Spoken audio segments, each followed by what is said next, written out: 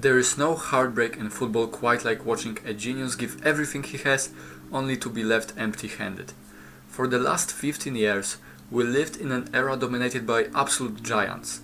But even alongside the greatest to ever play the game, there was always someone completely irreplaceable. Someone who brought the pure, unfiltered joy of the streets back to the biggest stages in the world. The Prince of Joga Bonito, Neymar.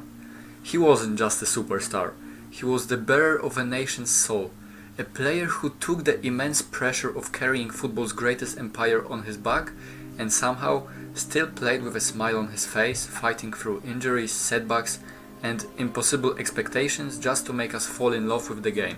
Some legends get the fairy tale ending they earned, the perfect farewell, one final triumphant celebration before the curtain falls. But sometimes football can be unbelievably cruel. Because this World Cup, on the night against Norway, Brazil didn't just lose a match. We watched the final chapter of Neymar's international career end in the most heartbreaking way possible. He gave his entire life to this shirt, and somehow it still feels like football owes him so much more, because this is the prince who never became king. July 8th, 2014, Belo Horizonte. Brazil at home in front of their own people, and Germany put 7 goals past them. 7.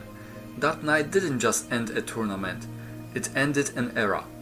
Let's go back to that night, because to understand why Neymar's story hurts so much, you have to understand what happened to Brazil after it. Belo Horizonte wasn't just a bad result, it was a home World Cup, a nation that had built an entire tournament around the dream of lifting the trophy on their own soil. 5-time world champions, the most decorated footballing nation on the planet, and Germany put 7 past them. 7, not just a loss, a national wound, the kind of scoreline that doesn't just end a tournament, it ends an idea. The idea that Brazil were simply different from everyone else, untouchable, inevitable. After that night, something genuinely broke, and it didn't fix itself quickly. 2018, a quarter-final exit to Belgium. 2022, another quarter-final, another exit, this time to Croatia on penalties, with Neymar in tears on the pitch and an entire country asking the same question all over again. And in between all of that, the criticism never stopped. Pundits across Europe started saying the quiet part out loud, that Brazil's football had fallen behind, that the academies weren't producing what they used to, that Europe had simply overtaken South America, that Brazil were still relying on moments of individual brilliance in a sport that had become far more tactical, far more collective. For a country that built its identity on being feared, that was about as painful as criticism gets, and through all of it, there was one player carrying the expectations of over 200 million people, Neymar. Think about what Neymar represented, not just another superstar. He was supposed to be the next Brazilian icon, the kid from Santos who reminded people of Pelé, the player who smiled while embarrassing defenders, the footballer who made tricks look effortless. He wasn't just winning matches, he was making people fall in love with football. When he arrived at Barcelona, he became part of one of the greatest front threes football has ever seen. Messi, Suarez and Neymar. Together they conquered Europe. Then came Paris. Record transfer, the most expensive player in football history. And with that record came expectations that almost nobody could ever satisfy. People expected Ballon d'Ors, Champions Leagues, World Cups, perfection. Instead, they got injuries, again and again. Every time Neymar seemed ready to dominate the biggest stage, his body betrayed him. Then came the ultimate gamble. The CBF spent nearly 2 years chasing one man to fix a broken empire, Carlo Ancelotti, the ultimate serial winner brought in to instill European discipline into Brazilian chaos. Under Ancelotti, the Selecao was supposed to grow up, to mature.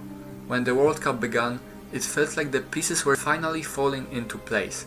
A gritty, hard-fought comeback victory against Japan in the round of 32 proved this team had resilience. They didn't just rely on individual magic anymore, they looked like a collective. And waiting in the wings, recovering from a devastating ACL tear that had robbed him of months of his career, was Neymar. He wasn't the explosive kid from Santos anymore, but he was back. One last ride, the final piece of Ancelotti's puzzle. And then came that night. MetLife Stadium, round of 16, Norway. A team built on rigid discipline, anchored by an unstoppable force in Erling Haaland. From the first whistle, the ghosts of Brazil's past came back to haunt them. Wastefulness, tension. Early in the first half, a golden opportunity, a penalty. But Bruno Guimarães' stuttered run-up ended in a comfortable save. You could feel the panic creeping back into yellow shirts. The clock ticked away, 68 minutes. Ancelotti looked down his bench and finally called his number. The stadium erupted, because no matter what the critics said, everyone watching believed the exact same thing. If anyone can save Brazil, it's him. And for a moment, you saw flashes of the old genius, the confidence, the demand for the ball, even picking up a yellow card, just trying to fight for possession. He wanted the burden, but football can be mercilessly indifferent to fairy tales. In the 79th minute, Haaland rose to head home the opener. 11 minutes later, a devastating low drive from outside the box. Haaland's second. 2-0. Deep into stoppage time at 90+10, Brazil won another penalty. This time, Neymar stepped up. Calm, collected. He sent the keeper the wrong way. Hope flared for a fraction of a second.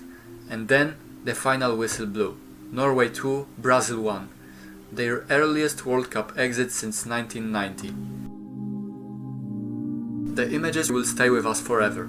Neymar, completely inconsolable, weeping in the center circle, being held by his teammates. Shortly after, the post-match reactions confirmed what we all feared. This was the end of his international journey.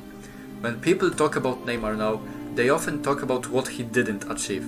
No World Cup, no Ballon d'Or, too many injuries, too much pressure. But maybe that's unfair, because football isn't a movie. The best player doesn't always win. The most talented generation doesn't always lift the trophy. Sometimes your prime arrives at the wrong time. Sometimes your body gives up before your mind does. Sometimes history simply refuses to give you the ending you deserve. Neymar finished as Brazil's all-time leading goalscorer, inspired millions of kids to play football, created moments that people will still be watching decades from now, and yet it somehow still feels incomplete. There will be no 2030 for Neymar. The journey ends here, on a pitch in New Jersey. With everything his body has already endured, it's over. So this really was goodbye, not just to one player, but to one of football's greatest entertainers. Years from now, people probably won't remember every detail of that match against Norway. They won't remember every missed chance, or Bruno's missed spot kick. What they will remember is the feeling. The feeling that one of the most gifted footballers of this generation never got the ending everyone hoped he would. Football can be beautiful.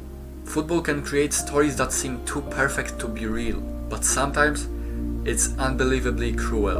And maybe that's exactly why we love it so much. Goodbye, Neymar.